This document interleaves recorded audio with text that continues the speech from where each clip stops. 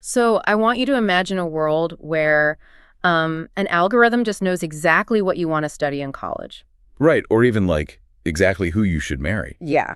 And it doesn't just guess, it actually makes a statistically better choice than your own human intuition ever could. It's wild to think about. You just hand over the reins, you let the math decide, and it works. Exactly. Your life is objectively better. You're happier, you're healthier. But, and this is the big question, how do you find meaning in a life where all the really big defining choices are just, well, solved by math? That is the exact dilemma we're facing. Welcome to the deep dive. Our mission today is pretty highly ambitious. We are essentially putting together a survival guide for navigating our current era of just unprecedented political, economic, and technological uncertainty. It's a massive undertaking, honestly. And to do it, it requires us to take a really long, uncomfortable look in the mirror as a species. Yeah, we're definitely at a tipping point. Like, everything we thought we knew about human value is being called into question right now.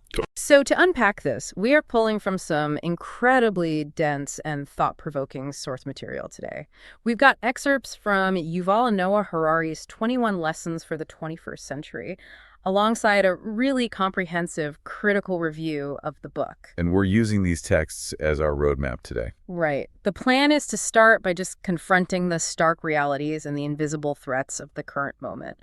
We're going to talk about the total disruption of the job market by artificial intelligence, the fragmentation of global politics, and just that general feeling that the world is spinning out of control. Which I think everyone is feeling right now. Oh, absolutely. But we aren't going to leave you in a state of existential dread, I promise. We are deliberately going to transition into optimistic, practical strategies. Yeah, we want to explore personal growth, how to build actual community resilience, and what specific skills are essential if you are trying to raise children. Or just keep yourself relevant in a completely unpredictable landscape. Right.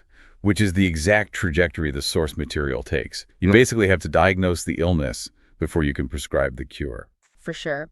But before we jump into that diagnosis, I need to throw out a really crucial disclaimer for everyone listening. Oh, yeah. Very important. Because the sources we're looking at contain some highly politically charged examples. They discuss the crisis of the liberal story, the rise of Donald Trump, the Brexit vote, and, the policies of leaders like Vladimir Putin and Xi Jinping. It covers a lot of controversial ground. It does. And I want to be explicitly clear here that neither I nor the expert are taking a political side.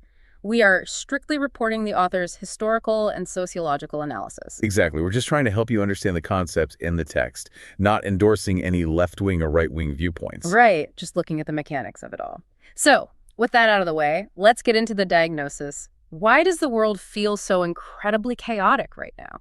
I mean, if you watch the news or even just scroll through your phone, there is this pervasive sense of anxiety. Yeah, this feeling that nobody is actually at the steering wheel anymore. And the text starts by framing this not as a political failure, but actually as a narrative failure. The collapse of what it calls the grand stories. A narrative failure. That's a really profound way to look at human history. It is. The author argues that humans, fundamentally, do not think in facts or statistics or complex equations. We think in stories. Right, because stories are how we organize millions of people to cooperate. Exactly. You get everyone to believe in the same overarching narrative. And during the 20th century, the global elites basically offer humanity a menu with 3 grand stories to explain the past and predict the future. Okay, let's put ourselves in that mindset. Paint a picture of what it felt like to look at that menu. Let's say it's the year 1938. Okay, so if you are alive in 1938, you essentially have 3 lenses through which you can view the entire trajectory of the human race. First, you have the fascist story. Which was incredibly dominant at the time. Right. This narrative argues that history is a ruthless struggle between nations and races, and the ultimate destiny of humanity is for the strongest to conquer and rule. A very dark lens. Extremely. Then you have the communist story. This narrative argues that history is a struggle between economic classes and the inevitable future is a global revolution. Where the working class overthrows the capitalists to create an egalitarian utopia. Right? Yeah, they got it. And finally, you have the liberal story. This narrative champions the individual. It argues that history is a gradual, sometimes messy march toward democracy, human rights, and free markets. And the really interesting point the text makes is that no matter where you lived in 1938, your reality was shaped by one of those 3 narratives. Every single event. Every war, every economic policy, every technological breakthrough was filtered through one of those stories. It provided like a psychological safety net. Even if things were terrible today, if you believed the story, you knew exactly where history was going tomorrow. But then, the 20th century plays out like a brutal elimination tournament. World War II utterly destroys the fascist story. The world sees the horrific conclusion of that narrative, and it is pretty universally rejected. Exactly. So, fast forward to 1968. You are down to two stories: communism and liberalism. The classic Cold War dynamic, locked in a global standoff. Yeah, everything is viewed through the lens of Washington versus Moscow. And then the Berlin Wall falls. Yes. By 1998, the communist story has basically collapsed under its own economic and bureaucratic weight, which leaves exactly one story remaining: the liberal story. And this created a very specific psychological moment in the 1990s and early 2000s, right? It did. It created this sense of what the political scientist Francis Fukuyama famously called the end of history. I remember that concept. The idea wasn't that events would just stop happening, but that we had finally figured it out. Right, like we found the optimal software for human society, liberal democracy, and free market capitalism, and it was just a matter of time before the entire globe downloaded the update. That was totally the prevailing belief. There might be hiccups or rogue states here and there, but the overall trajectory was locked in. The world is going to become open, interconnected, and democratic. But then, and this is where we hit the wall, we reached the year 2018, which is roughly when this book was written. And suddenly the liberal story is facing a massive crisis of confidence. Disillusionment has just set in globally. Democracies are fracturing from within. People are demanding walls instead of open borders. They are resisting global trade. So we've gone from 3 stories to 2 to 1, and now we are down to 0. We have 0 coherent stories to explain where the human race is heading. And being left without a story isn't just some abstract academic problem. No, not at all. For you listening, just trying to go about your day, it breeds this profound disorientation. When you have one story, everything makes sense. But when you have 0, the mind panics and tends to latch onto apocalyptic scenarios. And this political disorientation couldn't be happening at a worst possible time. Because while our political narratives are collapsing, we are simultaneously facing the biggest technological leap in the history of our species. The twin revolutions. The text calls it the merger of infotech and biotech. This is where the source material gets really intense, because it forces you to realize that the threat isn't just about what's happening in your local parliament. Right, or in global trade deals. It's about what's happening under your own skin. So let's break down this merger. We've had technology for a long time. What makes this specific moment so uniquely dangerous? Well, to understand that, we have to look at the limitations of human power up to this point. For thousands of years, human power was entirely focused on manipulating the world outside of us. Like we learned how to control rivers, how to clear forests for agriculture, how to build steam engines. Exactly.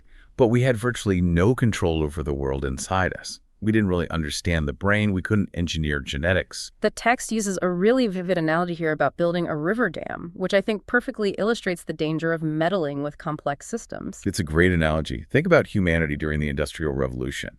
We figured out the engineering to build a massive concrete dam to stop a river from flooding, right? Right, and to generate power. But we only understood the basic physics of the water. We did not truly understand the vast, interconnected ecological complexity of the environment. So we build the dam, the river stops, and suddenly the local salmon population goes extinct. And because the salmon are gone, the bear population starves. Because the bears are gone, the forest overgrows. By trying to fix one problem outside of ourselves, we inadvertently triggered an entire environmental collapse. And here's the terrifying pivot the text makes. Infotech, artificial intelligence, machine learning, massive computing power is finally merging with biotech, our understanding of genetics, neurology, and brain chemistry. So for the first time in history, we are gaining the power to manipulate the world inside us. Yes. We are learning how to engineer bodies, brains, and human emotions. And if we couldn't even build a concrete dam without accidentally destroying a local ecosystem, what happens when we start re-engineering the human mind? It's incredibly risky. We don't truly understand the vast complexity of our own consciousness. We are playing with the psychological equivalent of an ecosystem. And we have absolutely no idea what happens when we pull on these levers. If we redirect the flow of the human mind, we might just snap our own psychological ecosystems entirely. And this isn't science fiction. It's happening right now. Scientists, corporations, and governments are literally learning to hack the human operating system. And they are doing it exactly when our political systems are too disoriented to regulate it. That's the real friction. The liberal political system we rely on was built during the industrial era.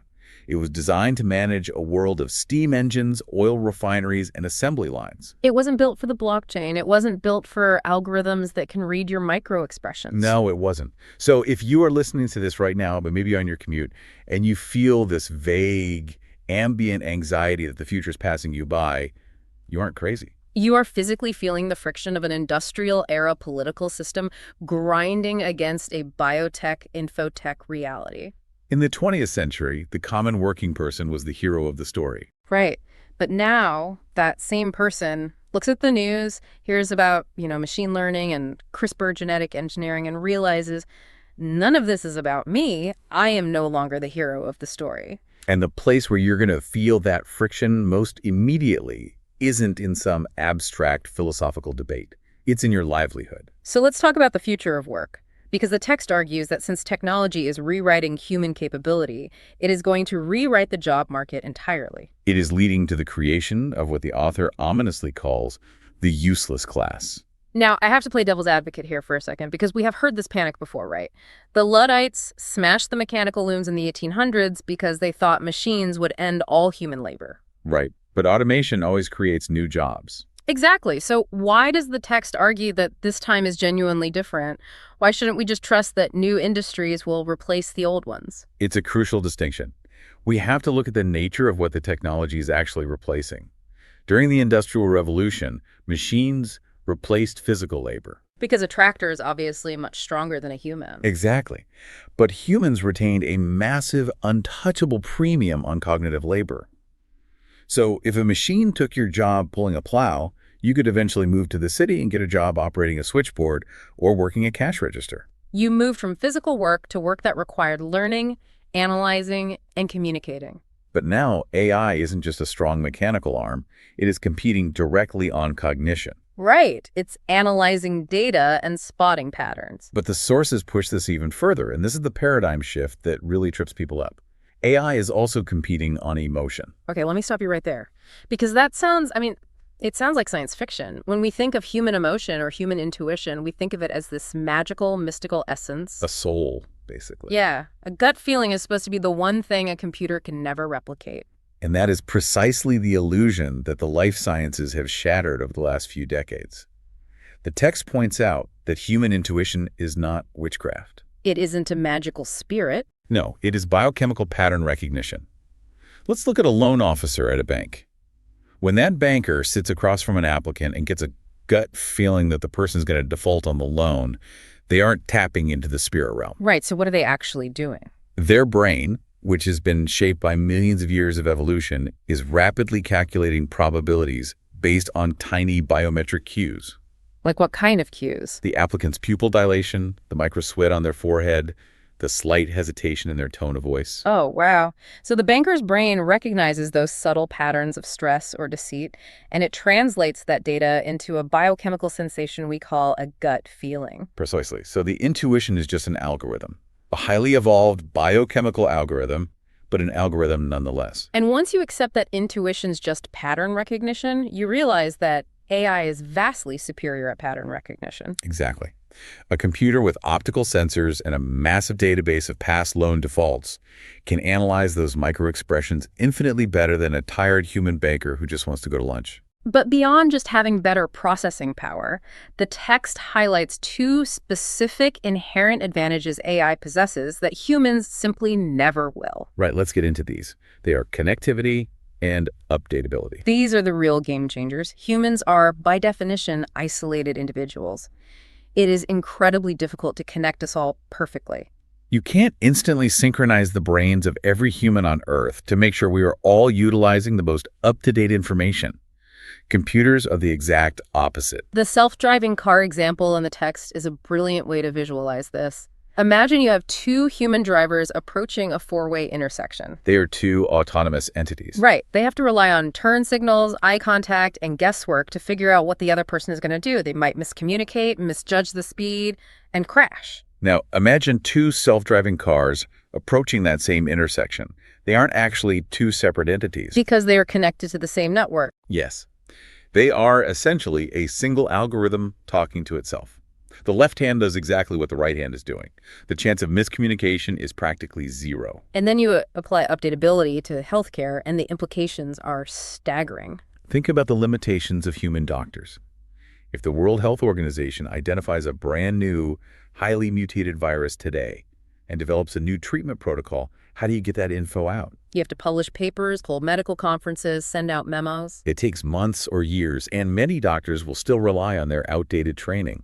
But if you have an AI doctor, you can update 10 billion AI doctors in a split second. The moment the protocol is finalized, every single AI on the network instantly possesses the new knowledge. And you don't lose the benefit of a second opinion either. A listener living in a remote village in the Andes with a smartphone could upload their symptoms and instantly consult 100 different AI doctors. Like the IBM AI, the Baidu AI, the Oxford AI, and cross-reference their diagnoses in real time. The benefits to global health and safety are undeniably miraculous, but the threat to human employment is equally devastating. If the AI is driving the truck safely and diagnosing the diseases perfectly and doing the legal research, what do we do? That is the core anxiety. But usually when people hear this, they retreat to the final bastion of human uniqueness. They bring up art. Yes, and I am going to push back on the text here on behalf of the listener. Driving a truck or analyzing a chest x-ray, sure, that's data and pattern recognition. But art, creativity. It feels different. It does. You are telling me an algorithm can replace a human songwriter or a live DJ reading a crowd. Art is deeply rooted in shared human experience. An AI doesn't know what it feels like to have its heart broken. Right. How can it possibly create music that resonates with my soul? It is the most natural objection to make. We desperately want to protect the concept of the soul, but the text provides a fascinating and somewhat unsettling counterexample. Let's hear it. You are assuming that to create moving art, the creator must share your conscious experience. But if art is fundamentally about inspiring or manipulating human emotions... And if we've established that emotions are just biochemical reactions... Exactly. Then an AI doesn't need a soul.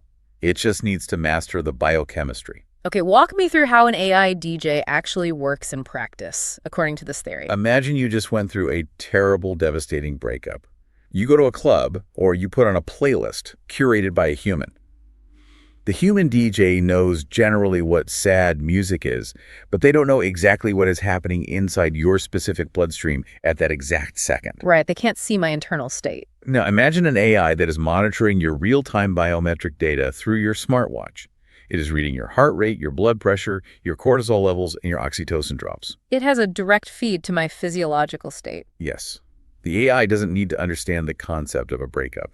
It just sees a physiological crisis that needs to be resolved. Oh, wow. It can curate a hyper-personalized sequence of sound frequencies, songs designed to walk you through the exact psychological stages of grief based on your real-time reactions.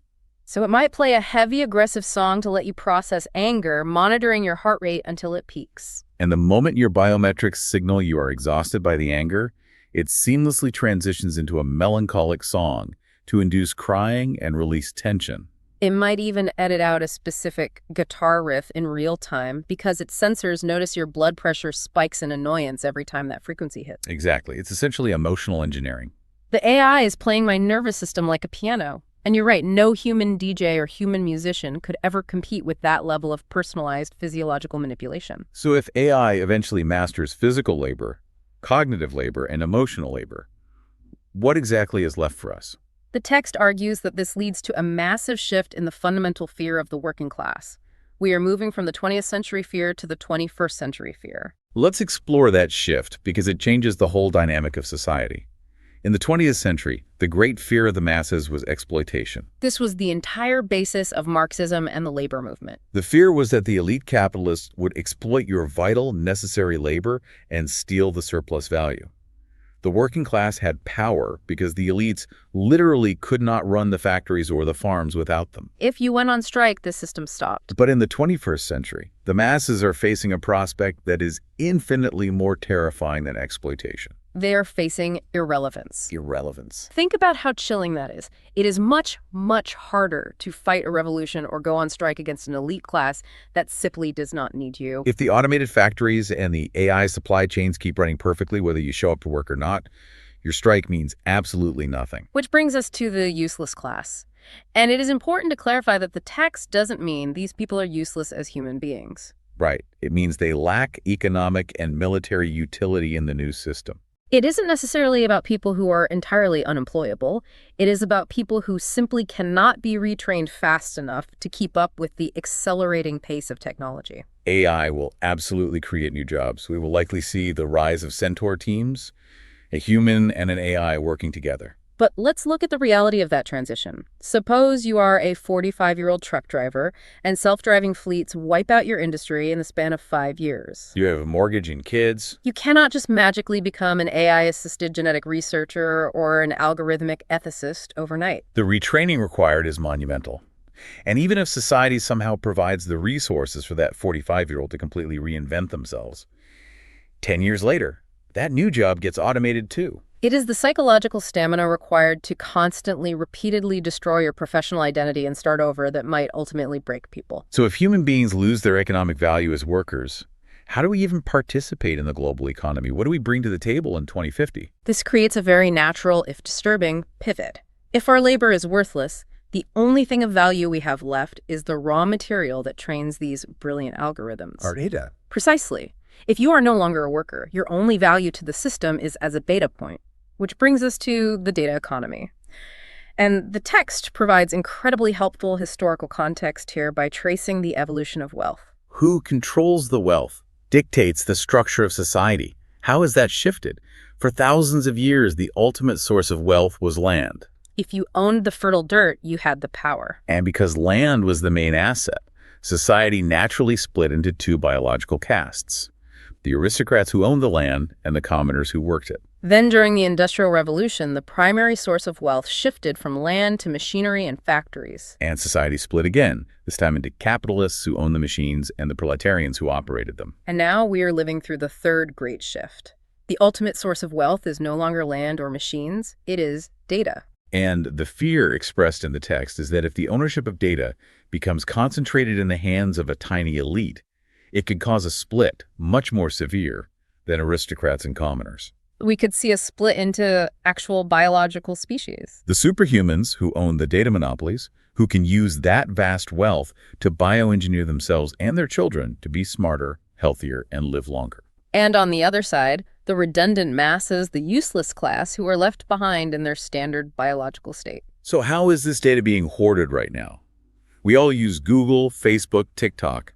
The text refers to these corporations currently as attention merchants. Yes, their current business model is actually quite simple. They provide you with an incredibly useful service, free email, free maps, a platform to share photos of your dog. In exchange, you give them your attention. They then sell your attention to advertisers. But the text makes a critical observation here. Advertising is not the end game. Advertising is just the short-term monetization strategy while they build the real asset. We say it all the time. If the product is free, you are the product. But it's deeper than that. The corporations aren't just selling ads. They are harvesting your behavioral data to train their algorithms. The data itself is the prize. I want to share this thought experiment from the text because it completely changed how I view these tech monopolies. It's about the eventual end of the advertising industry. This is a great one. Think about why advertising exists. It exists to persuade you to make a choice. But suppose you fast forward 10 years. You say, hey, Google, based on my entire search history for the last decade, my financial records, my continuous biometric data, my political views, and my daily commute, what is the absolute best car for me to buy? And if Google's algorithm has proven over the years to be statistically superior at making choices for you, if it picked the perfect college for you, and it picked a career path that made you happy, you will simply trust it. You will buy the exact car it recommends. And if everyone starts relying on the algorithm to make their purchasing decisions, the entire concept of advertising evaporates. Why would Ford spend $1 billion on a flashy Super Bowl commercial to manipulate your human emotions when your human emotions no longer make the purchasing decision? The algorithm makes the decision. Advertising becomes obsolete. The entity that controls the algorithm controls the entire economy. But there is a much, much darker side to this centralization of data. It isn't just about corporations selling you cars. It's about governments controlling populations. The text argues that the rise of artificial intelligence gives a massive, terrifying advantage to digital dictatorships. This is perhaps the most chilling part of the entire analysis. We have this assumption, especially in the West, that democracy is inherently superior and will always win out in the end. But the text challenges that assumption purely on the basis of data processing. Let's look at the 20th century. Why did authoritarian regimes like the Soviet Union eventually collapse economically when competing against the United States? It wasn't just about moral superiority, right? It was an information processing problem. Exactly. A centralized bureaucracy in Moscow simply could not process all the data of a sprawling empire fast enough to set prices and allocate resources efficiently. The distributed data processing of a free market where millions of individuals make their own choices was vastly more efficient. So in the 20th century, distributing information to the masses was a technological advantage. But AI flips that dynamic completely. It flips it on its head. Machine learning algorithms do not work well with fragmented distributed data. AI functions exponentially better when all the data is centralized into one massive, unrestricted pool. Which means an authoritarian regime suddenly has a colossal technological advantage. Because they can force everyone to hand over their data. Exactly. If a dictatorship can force all 1.4 billion of its citizens to feed their medical records, their DNA, their search history, and their movement data into one central government database without any pesky privacy laws getting in the way, they will develop vastly superior algorithms compared to democracies that legally protect individual privacy and keep data siloed. And the mechanism of control under a digital dictatorship becomes inescapable. The text uses a specific hypothetical example that is pure nightmare fuel: the North Korean biometric bracelet. I want you listening to really imagine living under this reality. It's not just a camera on the street corner. Imagine a regime that requires every citizen to wear a biometric bracelet 24 hours a day.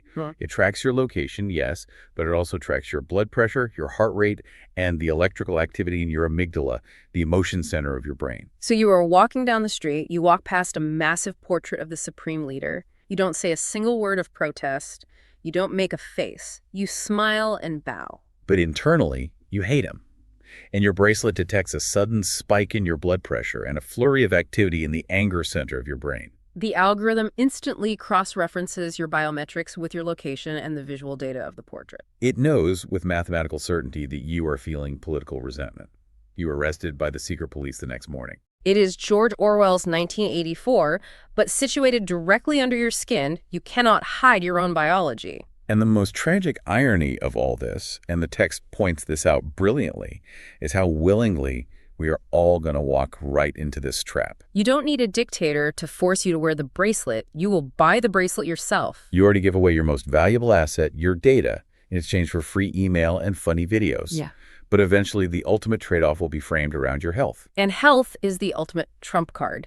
In the battle between privacy and health, health will always win. Right. Imagine a tech company offers you a continuous biometric sensor implant. The pitch is, give us 24/7 access to your internal data stream, and our AI will detect a cancer cell in your body 5 years before you ever feel a symptom. We will cure you before you're even sick. Are you really going to say no to that just to protect your privacy? Almost no one will. We will all willingly connect our biology to the matrix because the physical benefits of the AI doctor will be simply too great to ignore. We will trade our privacy for our lives. Okay, so let's zoom out. We have established this terrifying landscape. We are facing the threat of rogue algorithms disrupting the entire global economy, creating a useless class. We are facing data monopolies that could split the human species. And we are facing the rise of digital dictatorships armed with biometric surveillance. Logic dictates that if you face global, borderless threats, you absolutely require global cooperation to survive them. But our political systems are moving in the exact opposite direction. This is what the text identifies as the great mismatch of our time. Now, before we dive into this section, I need to remind you listening about our disclaimer. To explain this mismatch, the source material discusses nationalism, the Brexit vote, the America First movement, and the policies of specific leaders like Donald Trump, Vladimir Putin, and Xi Jinping. Right, and to reiterate, neither of us is taking a political side. We are strictly reporting the author's historical and sociological analysis to help you understand the concepts in the text. We are not endorsing any left-wing or right-wing viewpoints. We are just exploring the mechanics of these global shifts as they are written in the book. Exactly. Our goal is to understand the geopolitical forces at play, not to pass political judgment on any specific voter or nation. So, with that understood, let's look at this mismatch. We are facing a crisis of global civilization, but people are retreating into national politics. The text makes a very bold claim here. It argues that despite all our cultural differences, we do, in fact, already live in a single global civilization. And it is a compelling argument. We tend to focus on our conflicts, but look at the underlying structures of the world today. The entire planet shares a single economic paradigm, global capitalism. Even countries that call themselves communist participate in global markets and banking systems. We share a single scientific paradigm. If a virus breaks out, scientists in Iran, Israel, the US, and China all use the exact same biological framework to study it. And even our political structure is universal. The text uses the Olympics as the perfect metaphor for this. It's a great example. Think about the Olympic Games. The entire world comes together, and everyone agrees on the fundamental rules. Everyone agrees on what a nation is. They agree on the concept of a sovereign flag, a national anthem, and a point system. Even countries that are at war with each other agree on the rules of the gymnastics routine. We are fundamentally one civilization operating under a shared set of rules. Yet politically, we are seeing a massive wave of nationalism. Nations are pulling inward, prioritizing local identity over global cooperation. Now, the text makes a point to say that nationalism isn't inherently evil. Historically, it was a brilliant and necessary technology for human survival. It was. Nationalism was the tool we used to solve massive tribal problems. Imagine you lived along the Nile River 5,000 years ago. If the river flooded, it destroyed your crops. But no single village or tribe of 100 people could build a massive dam or an irrigation system to control the Nile. You needed the cooperation of millions of people who had never met each other. So how do you get a million strangers to work together? You forge a common identity. You create the story of the nation. You convince all those tribes that they belong to the same grand narrative, and suddenly they can pool their resources and build the dam. Nationalism was a massive upgrade in human cooperation, but the core argument of the book is that the problems of the 21st century are not the Nile River. The problems we face today are global, and nationalism is entirely unequipped to handle them. The text outlines 3 existential threats that render national borders completely meaningless. Let's walk through them. First, nuclear war. This is the most obvious one. You cannot protect your nation from a global nuclear winter by building a border wall. If a nuclear exchange happens on the other side of the planet, the radioactive fallout and the climate disruption will destroy your nation regardless of your local policies. Surviving nuclear weapons requires global treaties and a shared system of checks and balances. Second threat, ecological collapse. And the text uses a heartbreaking example here. The Republic of Kiribati. It is a tiny island nation in the Pacific Ocean.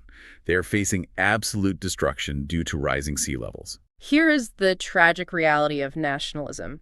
The government of Kiribati could pass the most aggressive environmental laws in history.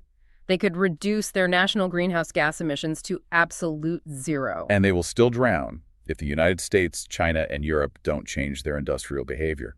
Climate change does not respect passports or national sovereignty. And the third threat, which ties back to everything we've discussed, technological disruption. The AI and bioengineering race. Why can't a single nation just ban these dangerous technologies? Because of the competitive nature of nationalism. Suppose the United States Congress decides that genetically engineering human embryos to have higher IQs is ethically abhorrent, and they legally ban it. But China, operating under a different national priority, decides to move forward with the technology. In 20 years, China possesses a massive cognitive and economic advantage. So what does the U.S. do? The U.S. is forced to break its own ethical ban and start engineering its own citizens just to remain competitive and survive. Nationalism guarantees a race to the bottom. If even one rogue nation decides to pursue a dangerous, high-reward technology, every other nation has to follow suit. You cannot regulate artificial intelligence on a national level. It requires a global agreement. Okay, so if nationalism is failing to address these global threats, what about religion? This is a question a lot of listeners might have. Could traditional global religions, Christianity, Islam, Hinduism, provide the universal framework we need to cooperate?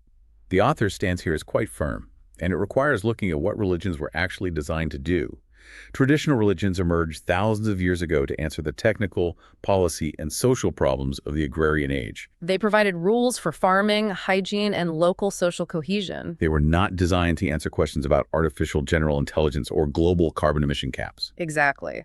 When you look to ancient texts for solutions to bioengineering, you find silence. The text argues that today, rather than offering truly universal solutions, traditional religions mostly serve as what it calls handmaids to nationalism. Meaning they are used to reinforce national identity. Yes. Whether you are looking at Orthodox Christianity in Russia, Islam in Iran, or evangelical Christianity in the United States, religion is frequently utilized to cement the us versus them national identity. It tends to divide the global civilization into competing camps, rather than uniting us to solve the AI crisis. So this leaves us in a very tough spot. Nationalism can't save us. Traditional religion can't unite us. How do we build resilience when our macro frameworks are fracturing? If we want to survive this century, the text suggests we have to focus heavily on community. But it specifically critiques the Silicon Valley approach to community building. It brings up Mark Zuckerberg's famous manifesto for Facebook, where he explicitly stated his goal was to use algorithms to build a global community. It's a fascinating test case. Zuckerberg believed that if you just connect everyone digitally, you engineer social harmony. But the text identifies a fatal biological flaw in this algorithmic approach to community. Humans have bodies. Right. We are not just floating data streams. We are biological creatures. We evolved over millions of years to require physical, intimate connections.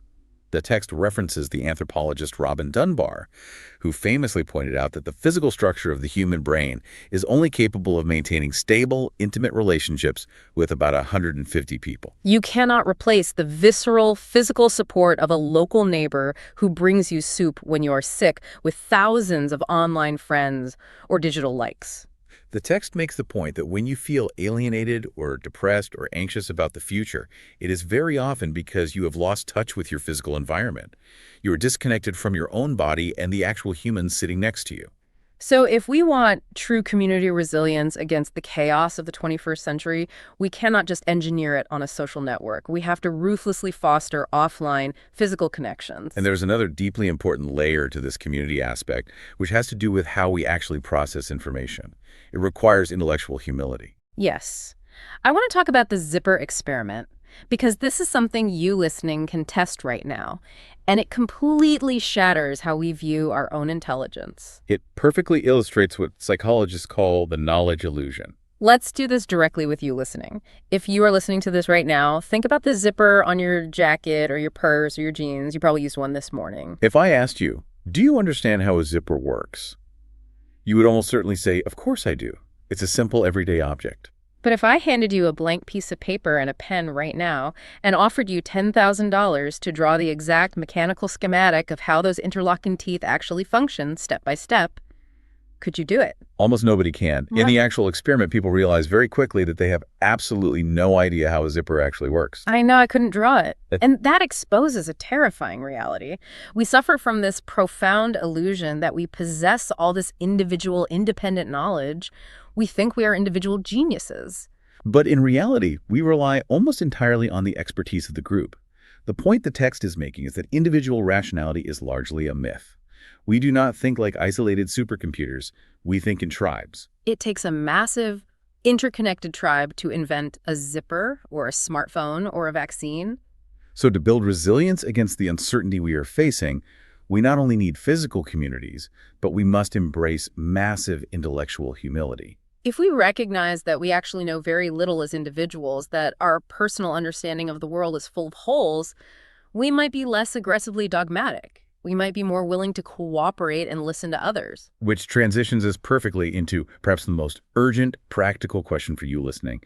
If you are accepting everything we've said, the threat of AI, the useless class, the data monopolies, the failure of nationalism, how do you actually prepare the next generation to survive this?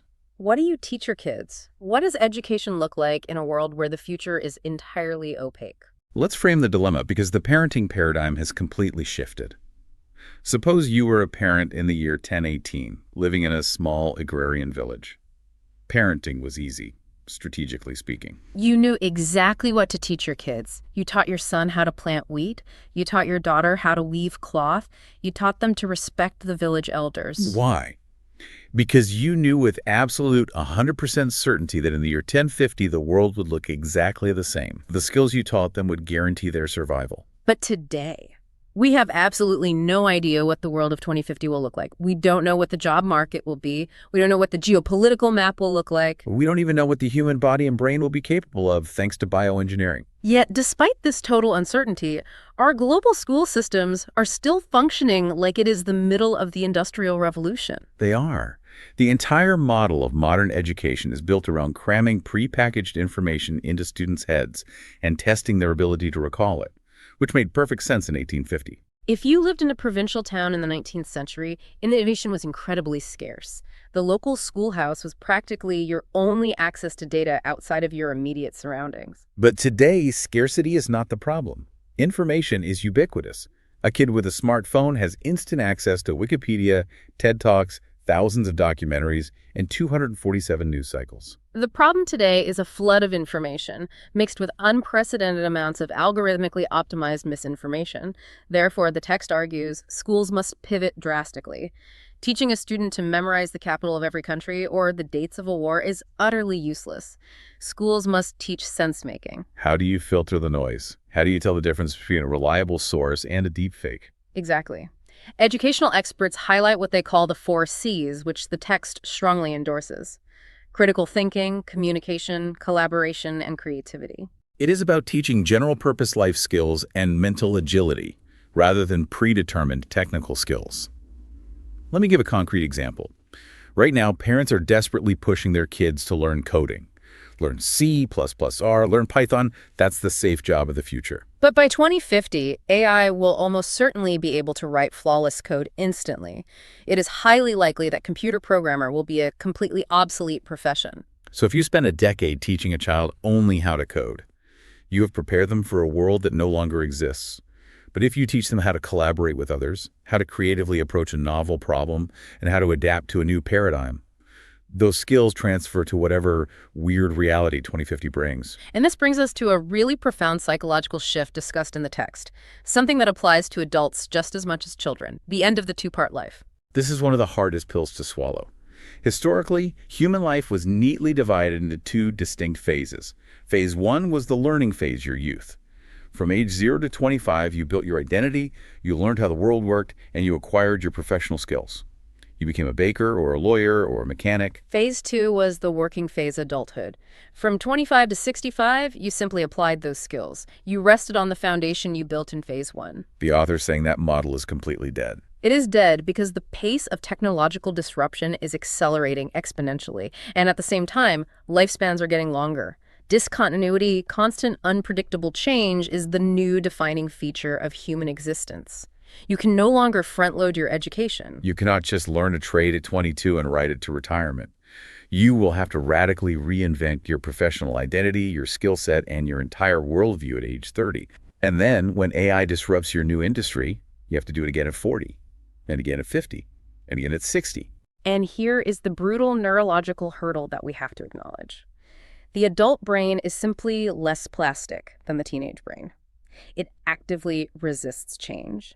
Rewiring those neural synapses, dismantling a professional and social identity you spent a decade painstakingly building, just start over at the bottom as a novice. It is profoundly exhausting work. If you are 50 years old, you don't want to change. You've been there, you've done that, you paid your dues. You want stability. You feel you've earned stability. But the stark reality the text presents is that if you cling to stability in the 21st century, the world is going to fly right past you and render you entirely irrelevant. So the key takeaway for you listening here, whether you are planning for yourself or your kids, is that the most vital survival skill for the future is not technical. The most vital skill is mental flexibility, emotional balance, and the psychological stamina to repeatedly let go of what you think you know. Okay, we've established that survival requires a highly flexible mind. We have to adapt constantly. But how do you actually cultivate that kind of mind day to day amidst all the noise, the algorithms, and the anxiety? As we promised at the start, let's transition into the optimistic strategies. What are the daily habits we can actually deploy to protect ourselves? The author distills all of this massive geopolitical and technological analysis down to an ultimate daily habit. And at first glance, it sounds like an ancient, overly simplistic cliche. The advice is, know thyself. I have to be honest, after talking about digital dictatorships in the useless class, Know Thyself sounds like something written on a motivational poster in a yoga studio. It feels a little underwhelming. It does sound like a platitude, but you have to view it in the context of everything we've just discussed. It isn't spiritual advice anymore. It has become a literal biological arms race. Think about who is on the other side of this battle. Amazon, Google, political campaigns, foreign intelligence agencies. They are all racing to hack your organic operating system.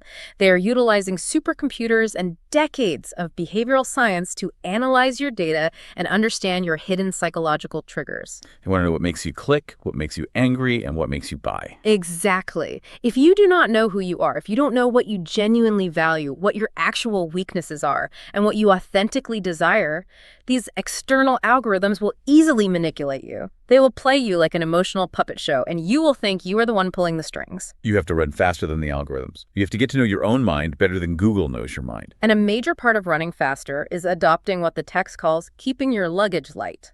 I really like this concept. Unpack that for us. In a world of constant, dizzying change, the things you hold on to become liabilities. If you tightly grip rigid illusions, outdated professional identities, and grand dogmatic stories about how the world must work, you are carrying incredibly heavy luggage. It weighs you down, it causes immense suffering when reality doesn't match your story, and it prevents you from adapting quickly. To survive, you must be willing to drop your luggage at a moment's notice. But practically speaking, how do you do that? How do you actually observe yourself and figure out what is authentically you and what is just a marketing implant or a political narrative you absorbed? The author suggests treating self-observation with the same rigorous, unsentimental dedication that an astronaut brings to training for a space mission, or a zoologist brings to exploring a dangerous jungle. It requires systematic, daily practice. For the author, this takes the form of vipassana meditation. But the text makes it clear this doesn't necessarily mean religious or mystical meditation, right? It's the raw, clinical practice of observing your own mind. Exactly. It's about sitting quietly and observing the actual physical sensations in your body and the chaotic flow of your thoughts without judging them, and crucially, without trying to control them. It is a way to peek behind the curtain of your own biochemical algorithm. You just watch the code run. Yes. By practicing this intense self-reflection, you slowly start to build a gap between stimulus and response. You start to be able to differentiate between an actual authentic desire rising within you and a desire that was brilliantly implanted by a targeted advertisement or a wave of societal groupthink. You realize, oh, I'm not actually angry about this news story. I'm just experiencing a manufactured spike in cortisol because the algorithm knows outrage keeps me scrolling. That level of self-awareness is your only shield against the algorithm. And intertwined with this practice of self-observation is one final crucial habit, the necessity of actively embracing ignorance. We talked about the zipper experiment and the knowledge illusion earlier. The absolute best daily habit for both an individual and a global community is to actively, vocally admit what you do not know. The text argues that a society that is willing to say, we don't have all the answers, is inherently more peaceful, more adaptable, and more prosperous than a society clinging desperately to absolute, unquestionable answers. Because the moment you claim to have absolute truth, you stop exploring, you stop adapting, and you start fighting anyone who disagrees with you. Questions you cannot answer are usually much better for your intellectual growth than answers you are not allowed to question. Okay, let's bring all this together. We have been on quite an intense journey today. We started with the jarring reality of the twin revolutions, the incredible, dangerous merger of infotech and biotech that allows us to hack the human mind. We looked head-on at the looming threat of the useless class, as artificial intelligence inevitably outperforms us in both cognitive processing and emotional pattern recognition. We examined the dangers of the emerging data economy, shifting our understanding of wealth, and we explored how the centralization of that data could lead to terrifying digital dictatorships, where our very biology is monitored for political compliance. We faced the geopolitical mismatch between our global existential threats like climate change and the AI arms race, and our fractured, unequipped nationalistic political systems. But ultimately, we found that our greatest defense mechanism against all this chaos isn't a new technology, and it isn't a new grand political narrative. It is our own individual adaptability. It is our capacity to foster physical communities, practice critical thinking, and maintain profound intellectual humility. We found that the future demands we completely abandon the comfortable two-part life of learn then work and instead embrace a life of constant, exhausting, but necessary reinvention. And finally, we discovered that surviving the 21st century means treating self-knowledge not as a luxury or a hobby, but as the ultimate defense mechanism against being hacked by the systems around us. It is a daunting landscape, without a doubt, but understanding the invisible mechanisms at play is the absolute first step toward navigating them successfully. You can't fight an algorithm if you don't know it's there. So as we wrap up, I want to leave you with a highly specific scenario to mull over today. Tomorrow, when you make a major life decision, maybe it's what car to buy, what political article to read, or even who to vote for in a local election. Take one full minute, pause, and ask yourself, did I actually choose this? Or did an algorithm trained on thousands of hours of my personal data just play my neurochemistry like a piano? And here is the real kicker. If you realize the algorithm did make the choice for you, and it turns out to be a statistically better choice than you would have made on your own, are you okay with letting it keep the wheel? That tension right there is the defining question of our time. Thank you for joining us on this deep dive. Keep questioning your reality, keep your luggage light, and we'll catch you next time.